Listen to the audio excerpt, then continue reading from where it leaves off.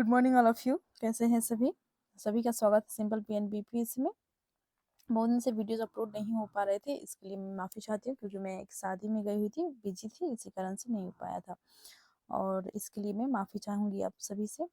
Channel को अभी तक आपने सब्सक्राइब नहीं किया है तो चैनल को जरूर सब्सक्राइब कर लीजिए। सीटेट के प्रीवियस ईयर क्वेश्चन जो कि पेपर 2 से संबंधित है, CDP के प्रश्न उत्तर आज हम करेंगे। शुरू करते हैं आज का वीडियो। हमारा प्रश्न है, निम्नलिखित में से कौन सी बहुबुद्धि सिद्धांत की आलोचना है? तो यहाँ पे देखिए आलोचना पूछा गया आपसे, बहुबुद्धि सिद्धांत का जो है आलोचना क्या है? आपके ऑप्शन है, बहुबुद्धि बुद्धि केवल प्रतिभा है जो पूर्ण रूप में बुद्धि में विद्यमान रहती है। यहाँ पे देखिए केवल वर्ड आपका यहाँ पे आ गया है, तो ये तो नेगेटिव होने की चांसेस है ही। ठीक है, नेक्स्ट देखते हैं। बहुबुद्धि शिक्षार्थियों को अपने रुझान को खोजने में मदद करती है, एकदम सही बात है। यह व्यवहारिक बुद्धि पर आवश्यकता से अधिक बल देती है, करेक्ट है। यह अनुभाविक साक्ष्यों को बिल्कुल भी समर्थन नहीं दे सकता है, सही है। यहाँ पे देखिए क्योंकि आलोचना पूछा गया है, ऑप्शन नंबर 1 आपका करेक्ट हो जाएगा। बहुविधि केवल जो है प्रतिभाएं हैं जो पूर्ण रूप से बुद्धि में विद्यमान रहती है, ये आपका बहुबुद्धि सिद्धांत का आलोचना है। ऑप्शन नंबर 1 आपका करेक्ट हो जाएगा। नेक्स्ट क्वेश्चन है हमारा, निम्नलिखित में से कौन से युग्म के सही होने की संभावना सबसे कम है? यानी जो सबसे सही होने का संभावना सबसे कम है वो आपको बताना है। यहाँ पे देखिए बच्चे भाषा के बारे में निश्चित ज्ञान के साथ प्रवेश करते हैं। चॉम्स्की ने कहा था बच्चे जो है जन्म से ही कुछ सीख कर आते हैं, चॉम्स्की द्वारा कही गई थी, करेक्ट है। भाषा और विचार प्रारंभ दो भिन्न गतिविधियां हैं, वाइगोत्स्की ने कहा था, भी आपका करेक्ट है। भाषा विचार पर आधारित है, पियाजे करेक्ट है। भाषा वातावरण में एक उद्दीपक है, BF स्किनर। ये जो है आपका कुछ गलत हो जाएगा क्योंकि BF स्किनर जो है ये भाषा वातावरण से संबंधित इन्होंने कुछ कहा नहीं था। ऑप्शन नंबर आपका 4 इसमें सबसे कम जो है सही होने की संभावना है, यानी कि सही नहीं है ऑप्शन नंबर 4। नेक्स्ट क्वेश्चन है, सामाजिक भूमिकाओं के कारण न कि जीव वैज्ञानिक संपत्ति के कारण सौंपी गई विशिष्टताएं डैश कहलाती है? जेंडर भूमिका अभिवृत्ति, जेंडर भूमिका दबाव, जेंडर भूमिका रूढ़िबद्धता, जेंडर भूमिका नैदानिकी। यहाँ पे देखिए सामाजिक भूमिकाओं के कारण न कि जीव वैज्ञानिक यानी कि हेरिडिटी द्वारा जो है नहीं मिला है इस बल्कि समाज द्वारा जो है ये कहा गया है, तो ये आपका हो जाएगा जेंडर भूमिका जो रूढ़िबद्धता है समाज में, उसी को ये दर्शाता है। ऑप्शन नंबर आपका 3 हो जाएगा, जेंडर भूमिका रूढ़िबद्धता। नेक्स्ट क्वेश्चन है आपका, निम्नलिखित में से कौन सा अधिगम को अधिकतम करने के लिए सर्वाधिक उचित है? यानी कि अधिकम को जो है यानी कि लर्निंग को जो है बढ़ावा देने के लिए जो है सबसे उचित कौन सा है? आपके ऑप्शन है, शिक्षिका को अपनी संज्ञानात्मक शैली के साथ साथ अपने शिक्षार्थियों को संज्ञानात्मक शैली की पहचान करनी चाहिए, करेक्ट है ये। नेक्स्ट देखते हैं, शिक्षार्थी की वैयक्तिक भिन्नता के सहज बनाने के लिए समान शिक्षार्थियों के युग्म बना सकते हैं, नहीं। नेक्स्ट देखिए, अधिकतम परिणाम लाने के लिए, अधिकतम परिणाम लाने पर आपको फोकस नहीं करना है। शिक्षक केवल एक अधिगम शैली पर ध्यान केंद्रित करता है, नहीं। समान सांस्कृतिक पृष्ठभूमि वाले शिक्षार्थियों को एक कक्षा में रखना चाहिए ताकि मत वैभिन्न से बचा जा सके, ये आपका नहीं, अलग नहीं करना है, ठीक है। तो ये आपका ऑप्शन गलत है, इसमें ऑप्शन नंबर 1 ही आपका करेक्ट हो जाएगा। इससे जो है लर्निंग को बढ़ावा मिलेगी। शिक्षिका को अपनी संज्ञानात्मक शैली के साथ साथ अपने शिक्षार्थियों की संज्ञानात्मक शैली की पहचान करनी चाहिए ताकि वो किस तरह से किस प्रकार से सीख पाएंगे। ये शिक्षक शिक्षिका यदि अच्छे से जान जाएंगी तो उन्हें सिखाने में भी आसानी होगी और बच्चे को जो है सीखने में भी आसानी होगी। नेक्स्ट क्वेश्चन है आपका, डैश के अतिरिक्त निम्नलिखित सभी सीखने के रूप में आकलन को बढ़ावा देते हैं? तो किसके अतिरिक्त, देखिए यहाँ पे अतिरिक्त यानी कि इसके अलावा जो है कौन से, किसके अलावा जो है सभी जो है सीखने को बढ़ावा देते हैं, सीखने के आकलन को बढ़ावा देते हैं? तो आपके ऑप्शन है, शिक्षार्थियों का आंतरिक पृष्ठपोषण लेने के लिए कहना, अवसर लेने हैं तो शिक्षार्थियों के लिए एक सुरक्षित वातावरण का निर्माण करना, सही है। पढ़ाए गए विषय पर मनन करने के लिए शिक्षार्थियों को कहना, एकदम सही।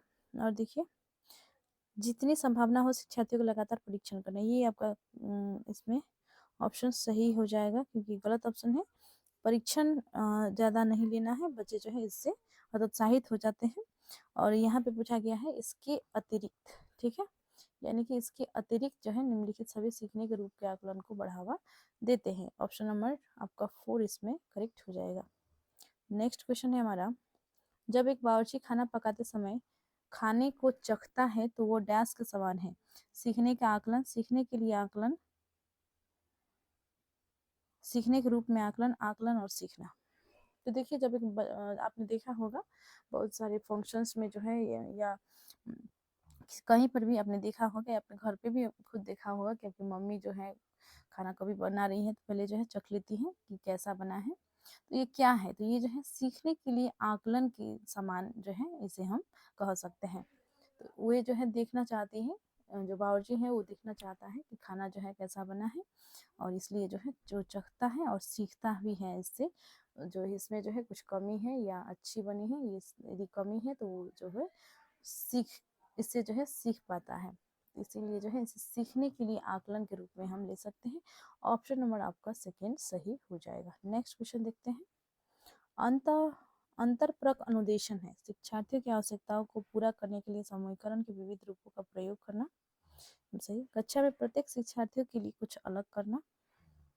नहीं, अंतरपरक अनुदेशन नहीं होता। अव्यवस्थित अथवा स्वच्छंद शिक्षार्थी गतिविधियां। नहीं। ऐसे समूह का प्रयोग जो कभी नहीं बदलते। नहीं, ऐसा नहीं करना है। तो यहाँ पे देखिए आपका अंतरपरक अनुदेशन जो है इसके अंतर्गत क्या आती है कि आपका जो है शिक्षार्थियों की आवश्यकताओं को पूरा करने के लिए जो है समूहीकरण के विविध रूपों का प्रयोग किया जाता है। समूहीकरण आप याद रखेंगे।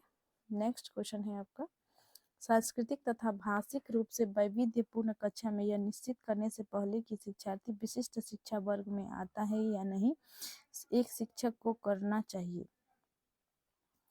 माता पिता को इसमें सम्मिलित नहीं करना चाहिए क्योंकि उनके पास अपना कार्य होता है। यहाँ पे देखिए आपसे पूछा गया है कि सांस्कृतिक तथा भाषिक रूप से वैविध्यपूर्ण कक्षा में ये निश्चित करने से पहले कि शिक्षार्थी विशिष्ट शिक्षा वर्ग में आता है या नहीं, शिक्षक को क्या करना चाहिए। तो यहाँ पे देखिए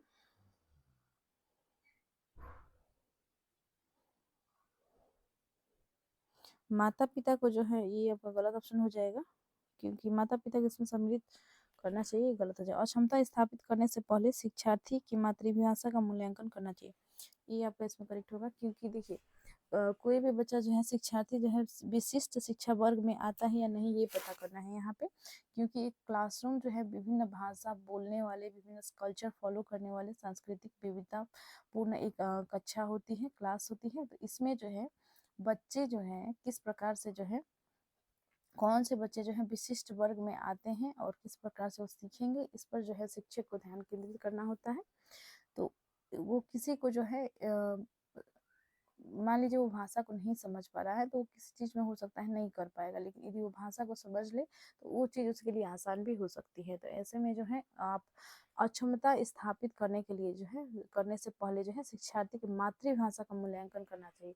आपको ये पता करना चाहिए कि उसकी मातृभाषा क्या है, और मातृभाषा दूसरा होने के कारण से ऐसा तो नहीं है कि वो क्लास में जो है कुछ समझ नहीं पा रहे हैं भाषा अलग होने के कारण से। ठीक है, तो आपका ऑप्शन नंबर सेकेंड इसमें सही हो जाएगा। नेक्स्ट ऑप्शन गलत है। नेक्स्ट क्वेश्चन देखते हैं। निम्नलिखित में से डैश के अतिरिक्त सभी के कारण अधिगम अक्षमता उत्पन्न हो सकती है। शिक्षक की शिक्षण शैली, जन्म से पहले माँ द्वारा मदिरा सेवन, मंदबुद्धिता, शैशव काल के समय दिमागी बुखार। तो यहाँ पे देखिए किसके अलावा जो है सभी के कारण अधिगम अक्षमता उत्पन्न हो सकती है। तो जन्म से पहले जो है मदिरा सेवन कहा गया है आपको। तो ये सभी जो है ये सभी जन्म से पहले माँ द्वारा मदिरा सेवन किया जाता है। तो ऐसे जो है इससे जो है क्या होता है कि बच्चे में जो है अधिगम अक्षमता उत्पन्न हो सकती है। मंद बुद्धि है तो भी बच्चे जो है अधिगम अक्षमता उसमें होती है। शैशव काल के समय दिमागी बुखार यदि हो जाता है, बच्चे जो है बहुत सारी बीमारियों से ग्रसित हो जाते हैं। तो ऐसे में जो है दिमागी बुखार होने के कारण से जो है वो लर्निंग ठीक से नहीं कर पाता है। तो ये भी आपका हो जाएगा। तो ऑप्शन नंबर 1 आपका इसमें सही हो जाएगा। इसके अतिरिक्त यानी कि शिक्षक की शिक्षण शैली के अतिरिक्त जो है सभी कारण जो है अधिगम अक्षमता को उत्पन्न कर सकती है। ऑप्शन नंबर आपका 1 इसमें सही हो जाएगा। नेक्स्ट क्वेश्चन है, एक समावेशी विद्यालय डैश के अतिरिक्त निम्नलिखित सभी प्रश्नों पर मनन करता है। क्या हम यह विश्वास करते हैं कि सभी शिक्षार्थी सीख सकते हैं? तो देखिए किस प्रश्न के अतिरिक्त जो है सभी प्रश्नों पर मनन करता है एक समावेशी विद्यालय। तो यहाँ पे देखिए क्या हम यह विश्वास करते हैं कि सभी शिक्षार्थी सीख सकते हैं? नेक्स्ट देखिए क्या हम अधिगम योग्य परिवेश की योजना बनाने और उसे प्रदान करने के लिए समूह में कार्य करते हैं? क्या हम विशेष बालक को बेहतर देखभाल उपलब्ध कराने के लिए उचित तरीके से उन्हें सामान्य से अलग करते हैं? तो देखिए आपका ऑप्शन नंबर 3 इसमें सही हो जाएगा, क्योंकि इसमें जो है समावेशी शिक्षा की बात कही गई है कि क्या हम विशेष बालक को बेहतर देखभाल उपलब्ध कराने के लिए उचित तरीके से उन्हें सामान्य से अलग करते हैं। ऑप्शन नंबर 3 आपका सही हो जाएगा, यही प्रश्न आपका सही होगा, क्योंकि जो है समावेशी शिक्षा से संबंधित है। नेक्स्ट क्वेश्चन है आपका प्रतिभाशाली शिक्षार्थी डैश है? अभिसारी चिंतक, अपसारी चिंतक, बहिर्मुखी, बहुत परिश्रमी। देखिए जब प्रतिभाशाली शिक्षार्थी जो है वो होते हैं अपसारी चिंतक होते हैं। ऑप्शन नंबर 2 आपका सही हो जाएगा। वे जो है किसी एक प्रश्न के लिए जो है अनेक हल ढूंढते हैं और विभिन्न तरीका से जो है प्रश्नों को सॉल्व करने में सक्षम होते हैं।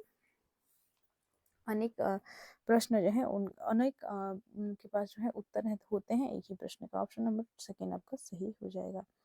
नेक्स्ट क्वेश्चन है छायांकित क्षेत्र सामान्य वितरण में उन शिक्षार्थियों को प्रदर्शित करता है जो डैश में आते हैं। तो यहाँ पे देखिए एक आपको जो है छायांकित क्षेत्र जो है यहाँ पे आपको दिख रहा है, ये वाला जो है छायांकित क्षेत्र है, ठीक है। तो यहाँ पे आपसे बताया गया है ये क्या प्रदर्शित कर रहा है, तो ये जो है उन शिक्षार्थियों को प्रदर्शित करता है, यानी कि सामान्य वितरण में जो है उन शिक्षार्थियों को प्रदर्शित करता है जो डैश में आते हैं। तो यहाँ पे देखिए आपके ऑप्शंस क्या क्या हैं। तो देखिए ऑप्शंस आपके हैं ये सभी, तो यहाँ पे आपका करेक्ट आंसर हो जाएगा ये 0 होगा यहाँ पे। ये 30 के बाद आपका ऑप्शन नंबर सही हो, 3 आपका सही हो जाएगा 30 के बाद, ठीक है। 30 के बाद नेक्स्ट क्वेश्चन देखते हैं। दिए गए वाक्य को पूरा करने के लिए निम्नलिखित में से कौन सा युग्म सर्वाधिक उचित विकल्प होगा?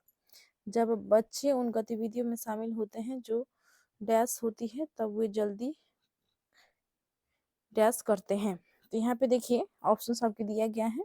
कक्षा कक्ष में उपयोगी विस्मरण, आपका ऑप्शन नंबर 4 इसमें करेक्ट हो जाएगा, यानी कि जब बच्चे उन गतिविधियों में शामिल होते हैं जो वास्तविक जीवन में उपयोगी होते हैं, जो सीख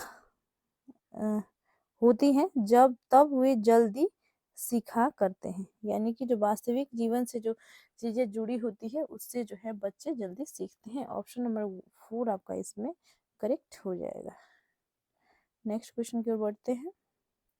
क्वेश्चन नंबर 14 है आपका सीबीएसई शिक्षार्थियों के लिए व्यक्तिगत गतिविधियों के स्थान पर सामूहिक गतिविधियों की संस्तुति करता है, ऐसा करने के पीछे विचार हो सकता है। तो देखिए सीबीएसई जो है क्या करता है कि समूह कार्य को जो है बढ़ावा देता है, समूह गतिविधि को जो है बढ़ावा देता है।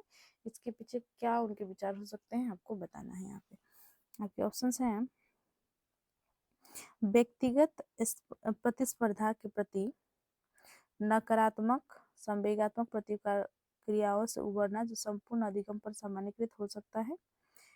और देखिए प्रत्येक शिक्षार्थी के स्थान पर समूह में अवलोकन द्वारा शिक्षक के कार्य को सरल नहीं, शिक्षक को कार्य को सरल बनाने के लिए जो है ये नहीं किया गया है। ऑप्शन नंबर आपका 2 गलत है।